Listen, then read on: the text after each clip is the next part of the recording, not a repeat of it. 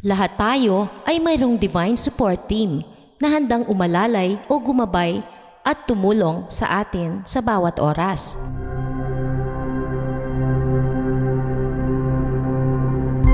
Lalo na sa mga panahon na tayo ay nasa pagkabigo, kalungkutan, mga problema sa pamilya, trabaho, relasyon, pamumuhay at marami pang ibang concerns.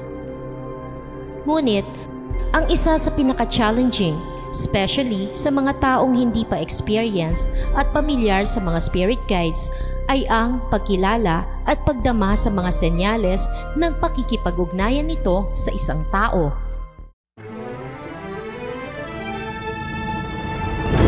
Sa ating mundo, ang lahat ng buhay ay patuloy lang sa paglalakbay. Iba't ibang karanasan man ang ating tinatahak, may hatid na aral sa ating tumatatak.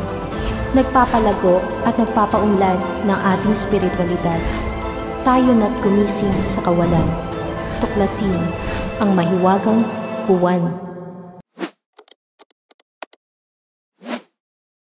Ang ating mga spirit guides ay maaaring archangels, guardian angels, spirit animals, ascended masters, departed loved ones, helper angels, high vibrational light beings from different dimensions or aliens, elevated ancestors, and elemental spirits. Kung gusto niyong malaman ang tungkol sa mga uri ng spirit guides na ito, maaari niyong panoorin ang isang topic ko dito. Nasa description box below ang link. Salamat po! And now, moving on. Para makatulong sa inyo, ayon sa realitymanifestation.com, narito ang 18 signs para malaman kung nakikipag-ugnayan sa inyo ang inyong spirit guides. Number 1. Spontaneous repetitive thoughts. Mga biglaang paulit-ulit na pag-iisip. May mga instances ba sa inyong buhay na bigla na lang may papasok sa inyong isipan na hindi nyo ine-expect na may iisip nyo? Tulad ng bigla na lang sasagi sa isip mo na tawagan ng iyong kaibigan na matagal nang hindi nakikita. Hindi kayo mapakali hanggat ito ay hindi nyo pa nakakausap.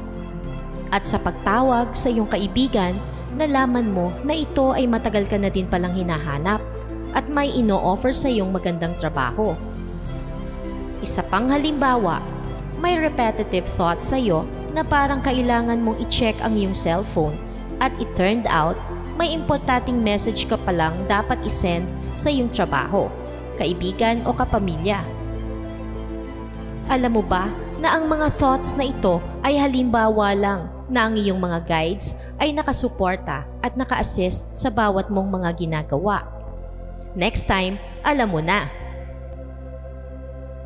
Number 2. Messages in your dreams. Mga mensahe sa iyong panaginip. May mga pagkakataon ba na nagigising ka dahil sa isang panaginip na parang realistic o di kaya may malaking impact sa inyo? At kahit pa ito ay weird, hindi ito mawala-wala sa inyong isipan. Ang mga ganitong karanasan ay mga pangitain na may gustong ipahayag sa inyo ang inyong spirit guide. Kaya next time na kayo ay managinip, magtabi kayo ng notebook at pen para maging dream journal nyo at pagising nyo, ilista nyo agad ang mga ito at pakiramdaman ang unang papasok sa inyong isip na kahulugan nito. Ang mensahe nito ay galing sa inyong spirit guides. Number 3. Feeling of intuition. Pakiramdam ng intuition. May mga pagkakataon ba sa buhay nyo na parang biglang may mga katanungan na agad nyong nasasagot kahit hindi nyo talaga ito alam? O di kaya may mga pakiramdam kayo na parang kalmado lang kayo at hindi nagpapanik sa mga challenging moments ng inyong buhay? Kahit ito ay saglit lang, ang pakiramdam na ito ay sobrang heartwarming at loving. Dahil ang ating mga spirit guides ay palagi tayong tinutulungan upang mabuksan ang ating puso to realign with love and light. Sila ay nakakatulong sa atin upang makonect sa ating true higher self at matap ang ating intuition. Number 4. Unusual physical sensations. Kakaibang pisikal na sensasyon. Kung sa mga pagkakataon na ikaw ay nasa isang lugar at bigla ka nakaramdam ng malamig, goosebumps o kilabot sa iyong braso, batok o ibang parte ng iyong katawan, ito ang pinakamagandang pagkakataon para tawagan mo ang iyong spirit guides o guardian angel, or you turn inward o pakiramdaman ang iyong kalooban upang sila ay iyong ma-channel. Sa pag-focus mo sa iyong puso o gut, ay makakapagbigay sa iyo ng awareness kung ano ang nangyayari o nagaganap sa iyo. Mahalagang makapag-focus ka sa iyong nararamdaman at the moment dahil ito ang makakatulong sa iyo para maging aware sa kung ano ang gustong ipahiwatig sa iyo ng iyong spirit guides. Number 5. Feeling a cold or warm presence that doesn't match the room's temperature. Pakiramdam ng malamig o mainit na presensya na hindi akma sa temperatura ng silid. Nakaramdam ka na ba na parang may presensya na kasama mo sa isang silid? Kadalasan sa meditation na malamig o mainit na pakiramdam, pero wala namang ibang tao sa lugar kung nasaan ka. At dahil sa ganitong sitwasyon, parang may energetic presence na lumalapit papunta sa iyo. Isa din ito sa senyales ng iyong spirit guide ay gustong makipag-communicate sa iyo. Maaaring ganito ang mangyari sa mga pagkakataon na ikaw at ang iyong spirit guide ay nagsasagawa ng channeling para sa healing energies na makakatulong sa pag-angat ng iyong frequency. Number 6. Being gently pushed or touched when no one is physically around you. May marahan kang nararamdamang nagtutulak sa iyo kahit walang tao sa paligid mo. Nakaranas na ba kayo na may biglang humawak, tumapik o kumalabit sa inyo nang wala namang tao na malapit sa inyo? O pakiramdam na may marahang nagtulak sa inyo patungo sa isang direksyon na hindi kayo pamilyar o may takot na suungin, ngunit may malakas kayong pakiramdam na ito ay makakabuti para sa inyo? Ang mga ganitong pangyayari ay maaaring may itinuturo sa atin upang dalhin tayo sa tamang direksyon sa ating buhay na mga guides na laging nakaalalay sa ating landas. Number 7. Hearing music that is meaningful to you at a synchronistic time. Pagdinig sa musika na may kabuluhan sa iyo sa isang naaangkop na panahon. Naka-experience ka na ba na sa isang karaniwan mong araw, may bigla kang nadinig na kanta na nakapagbigay sa iyo ng flashback, na nakapagpaalala sa iyo sa isang tao, kaibigan o minamahal?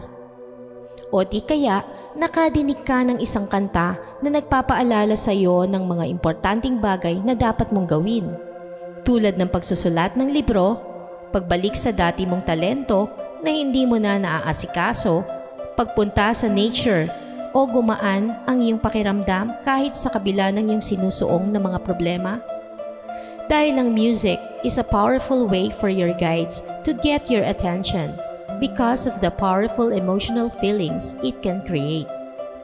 At para mag-pay attention ka, nililid ka sa partikular na kanta na may relevant lyrics ng iyong spirit guides.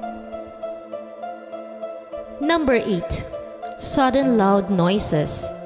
Biglang malakas na ingay. Nakaranas ka na ba na nakarinig ng isang malakas na kalabog sa kabilang silid habang ikaw ay may ginagawa at nag-iisip o nasa harap ng computer o nanonood ng TV? Ito lamang ang isa sa senyales na nagpaparamdam ang iyong spirit guide upang maiparating sa iyo na ang kasalukuyan mong ginagawa ay hudyat na may relevance ito sa iyong desisyon o choices. Nagpaparamdam sila na maaaring sang-ayon sila sa iyong desisyon o hindi. Makakaramdam ka agad ng biglang sagot mula sa iyong intuition kung ano ang nararapat mong maging hakbang. Number 9. Lost items suddenly reappearing. Mga nawawalang gamit na biglang lumilitaw kung hindi mo na hinahanap. Nangyari na ba sa inyo na may gamit kang matagal nang nawawala at bigla mo na lang nakita kung hindi mo na siya hinahanap? Ang ganitong pangyayari ay posibleng halimbawa ng pagtulong sa iyo ng iyong spirit guides. Sila ay palaging nakasuporta at naka-assist sa iyo sa right timing ng pangyayari. Maaaring ang mga nawawalang gamit ay lumalabas sa tamang panahon na kailangan mo na talaga ito. At sadyang nawawala upang iiwas ka sa mga bagay na maaaring may kapahamakang mangyayari, kaya ito itinago sa iyo pansamantala. Or talagang hindi mo na makikita pa dahil iniiwas ka lang sa posibleng hindi magandang mangyayari. Isang simpleng halimbawa nito na tipikal na ding naranasan ng iba. Hindi mo makita-kita ang susi ng sasakyan mo at ikaw ay malilate na sa pupuntahan mo. Hanggang mabalitaan mo na may aksidente pala kung saan ka dadaan sa sakto sanang pagkakataon kung kailan ka dadaan dun. Iniiwas ka lang ng iyong guides sa maaaring kapahamakan na pwede sanang mangyari sa iyo. Yan ang role ng iyong mga guide at angels. Ang protektahan ka sa mga oras na hindi mo inaasahan dahil alam din naman nila ang mangyayari pa lang. Pansamantala ko po munang puputulin ang topic natin ngayon at itutuloy na lang next week ang part 2. I hope nakatulong ito sa inyo. Abangan! Thanks for watching!